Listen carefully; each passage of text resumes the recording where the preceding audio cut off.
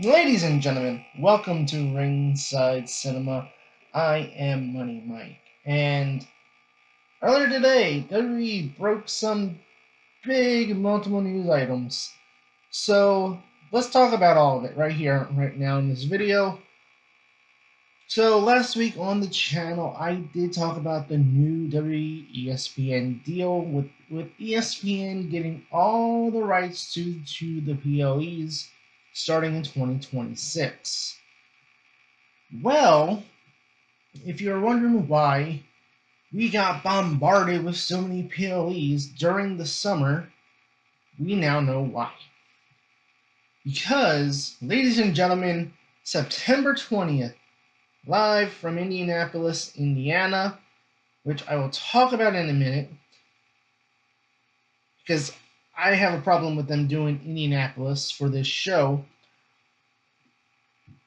It will be the revival of the old school ECW pay-per-view name, Wrestlepalooza, September 20th from Indianapolis, Indiana. Ladies and gentlemen, this is the show that the WWE is countering AEW All Out with, but it's on ESPN. Ladies and gentlemen, this is the first official WWE PLE on ESPN. The new deal will kick in way sooner than we all thought. We all thought we had until the end of the year to get through with Peacock, but the WWE decided, hey, we have a quota of number of PLEs they must do on Peacock. And so they decided that they were going to run through that quota in order to fulfill their quota with Peacock and NBC to rush to get to ESPN for this major event for Wrestlepalooza on September 20th. Let's take a look here at the presser, ladies and gentlemen. Stamford, Connecticut. Let's see. WWE's partnership with ESPN will start earlier than first announced. The WWE's first premium live event on the network's platform will be Wrestlepalooza. From Indianapolis on September 20th, John Cena who will retire from professional wrestling at the end of the year, will be a part of the card. Now, it is expected that this will be John Cena versus Brock Lesnar. The other two premium live events this year, Crown Jewel on October 11th and the November 29th Survivor Series, will also be available to subscribers of ESPN's direct-to-consumer streaming service who have the unlimited plan. Well, that's new. So the unlimited plan, I guess, is the $30 a month that we've always heard about, or we've been talking about as wrestling fans. And once again, I will say, breaking news, the amount of the sales of VPNs have gone up among wrestling fans. Because that is how I think a lot of fans will get around the whole $30 a month thing. I did talk about it in the last video, so I won't talk about it too much here. So I'll leave a link here, up here, wherever. And you can watch my last video. I talked about that. But again, the WWE is putting fans in a position where we have to have all these streaming services. So yeah, tomorrow the app does go live, and again, there is deals with cable satellite companies that will allow you to get these for free, and you get around not having to pay the $30 a month. So make sure you do check to see if your cable satellite provider is a part of that plan or will be in the future. So again, a lot of people thought we had until 2026. A lot of wrestling fans figured, hey, they can wait it out. They can keep Peacock for the year. and then maybe go to a VPN, or if they want to pay the $30 a month, or they want to or go to a cable satellite provider who will allow them to get it for free. So it's interesting because that's not the only news that came out on Wednesday. Because again, as I said, the WWE wants us to go to a billion different platforms, because they've also announced a multi-year deal with NBC Peacock to air Saturday night's main event, including John Cena's final match on Saturday, December 13th. Now, a lot of fans are assuming that this will be in Boston, likely at the TD Garden Arena. And I myself will actually try to go to that event, to be there for John Cena's final match, create some cool content for the channel along the way. But again, now you have to keep Peacock to watch Saturday night's main event.